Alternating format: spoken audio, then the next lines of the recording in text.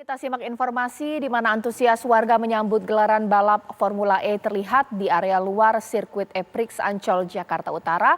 Karena tak sedikit warga melihat balapan dari layar luar sirkuit, khususnya di area Taman Impian Jaya Ancol.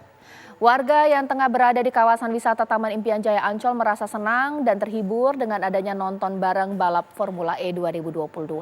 Selain nonton bareng Formula E, warga juga dihibur dengan adanya pertunjukan musik menghadirkan grup band kenamaan tanah air. Warga berharap setelah Formula E akan ada lagi event level internasional lainnya yang akan digelar di Indonesia.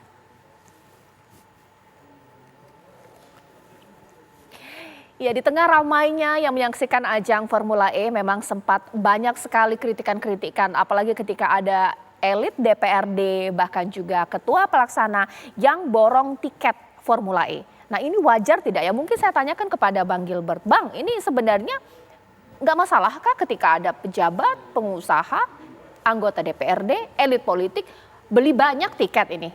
Seperti apa? Tentu itu hak mereka untuk membeli, tetapi kalau kita mau membaca ini, itu artinya tidak spontanitas masyarakat sebenarnya. Dan ini adalah semacam intervensi, dan kita membaca di media Kompas hari ini betapa tiket yang kemudian dijual murah oleh calo karena tidak laku. Nah, kemudian kalau dinyatakan ini untuk sukses, ya kita berharap ini sukses biar kembali modal yang keluar dari APBD. Tetapi kalau ini dinyatakan ramah lingkungan, ini cuma 45 menit, Monas ditebangi puluhan tahun dampaknya, ya ini tidak ramah lingkungan. Kalau dinyatakan ini menguntungkan, nanti kita minta perhitungan datanya. Saya sangat berharap ini kemudian kita buka di interpelasi nanti datanya.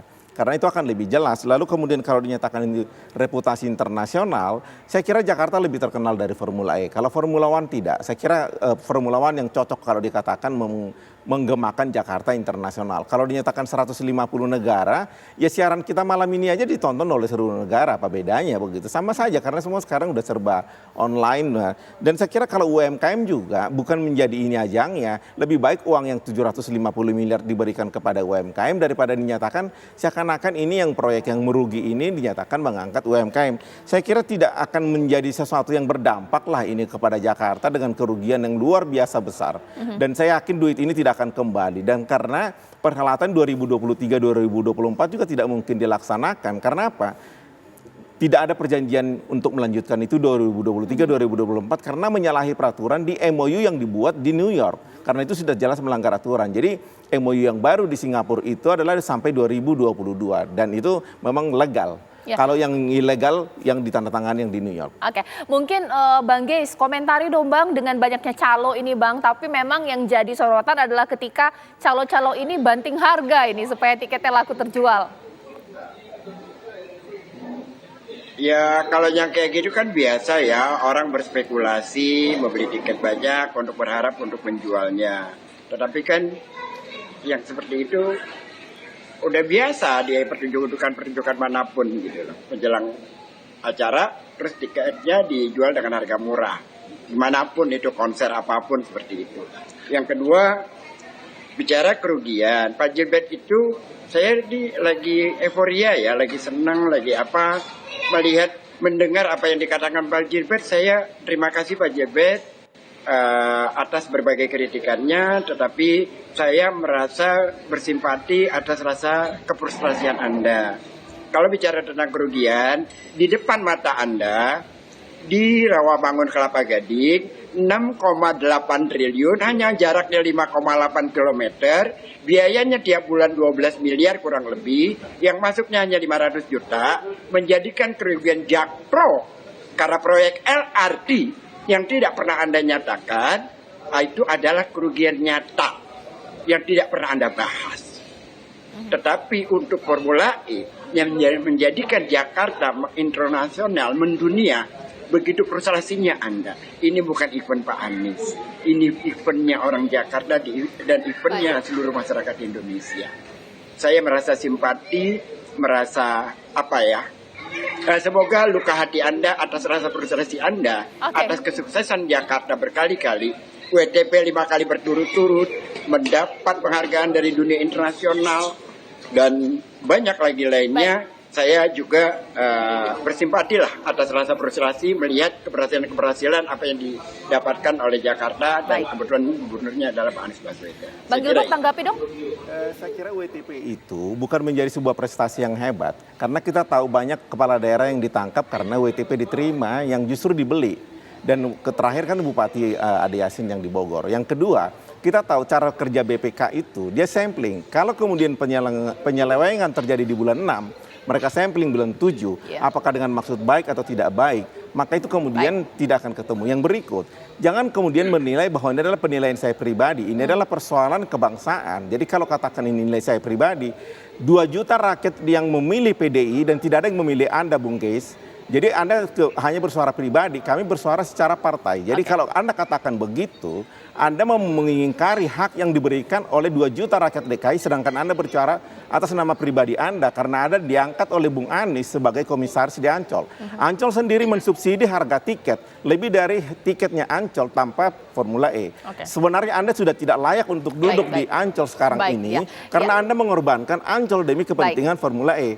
Anda kemudian akan kita panggil barangkali nanti Ancol di Komisi B untuk kemudian menjelaskan bagaimana mereka mensubsidi tiket untuk kemudian mensukseskan ini, sementara mereka merugi dan minta bantuan dari Bank DKI seharga 1 triliun.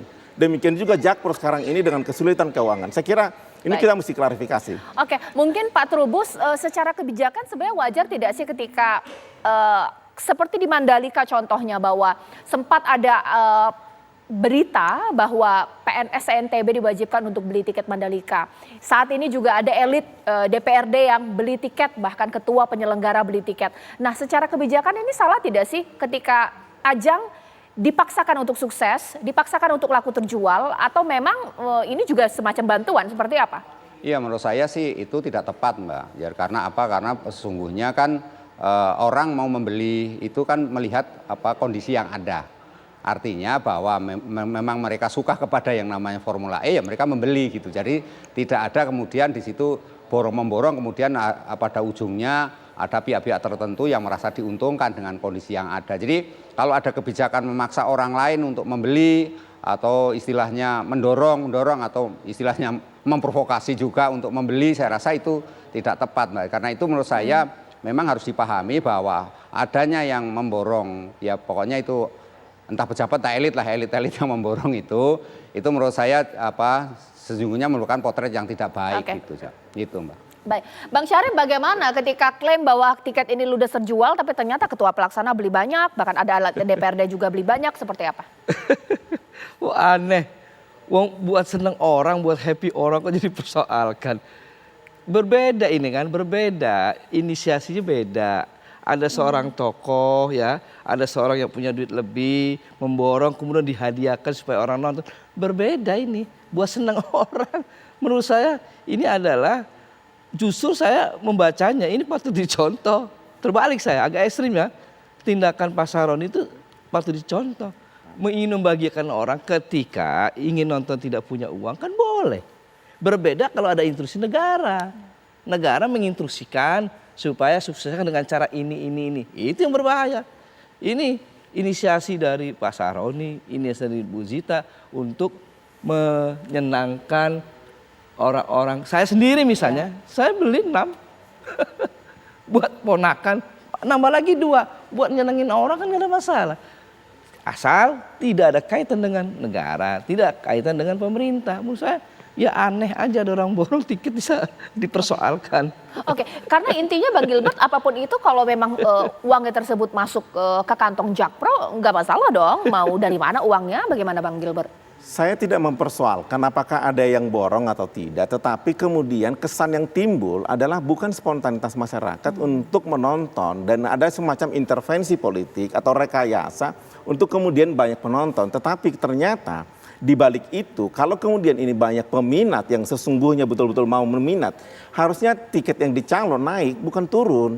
Artinya kalau tiket yang dicalo, kalau secara ekonomi kita melihat nilai jualnya kurang, kan kita rasional dong. Nah kalau kemudian dikatakan itu permainan calo ya silahkan aja salahkan calonnya. Tetapi nilai jualnya menurun dan kemudian ada intervensi atau rekayasa untuk mensukseskan ini bukan karena antusiasme warga. Dan kita tahu dari awal pun podiumnya kan 10.000, ternyata ditargetkan 50.000, yang 40.000-nya kan sebenarnya Ancol yang mensubsidi itu untuk masuk ke dalam. Tadinya saya pikir podiumnya 10.000, kemudian dibikin 50.000, lalu satu orang mangku 4 orang begitu. Tadi saya pikir ya logika saya, ya nggak salah toh. Baru belakangan kemudian panitia menjelaskan bahwa itu kemudian adalah untuk pengunjung ke Ancol menonton di layar tancap yang di situ begitu. Ya terserah saja, tetapi jelas adanya pembelian tiket dengan jumlah yang volume yang besar. Kalau 1, 2, 5 itu memang kita mau membantu orang, tetapi merekayasa untuk datang, untuk sukses. Saya kira ya orang mungkin takut gagal lah ya. Ya, baik. Tapi mungkin intinya kalau mungkin saya ke Pak Trubus dari pagelaran ini sudah dilaksanakan secara kebijakan dan melihat manfaat bahkan juga ketidakmanfaatannya, layak tidak ajang ini dilaksanakan di 2023?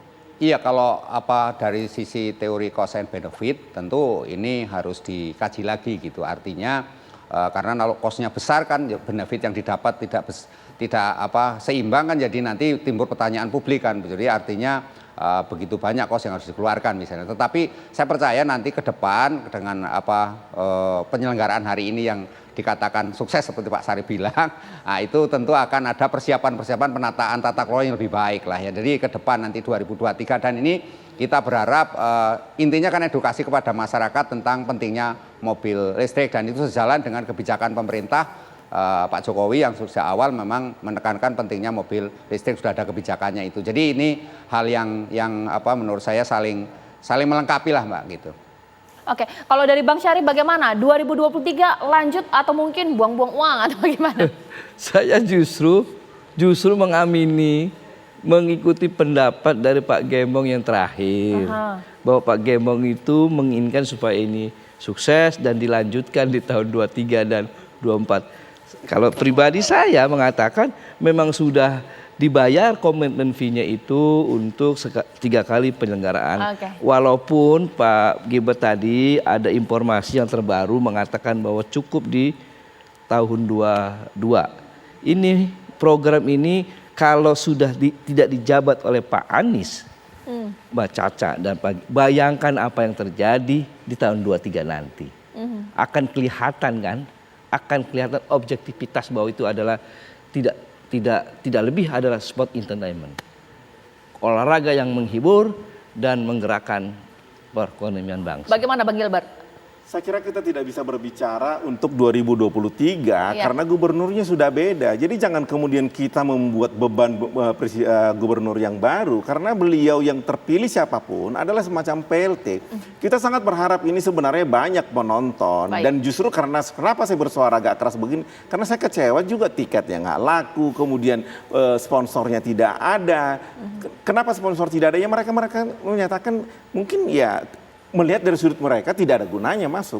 Kalau ada gunanya tentu mereka akan masuk begitu. Jadi jangan menambah beban buat gubernur yang akan datang karena persoalan Jakarta dengan banjir 5 tahun saja tidak tertangani udah beban berat.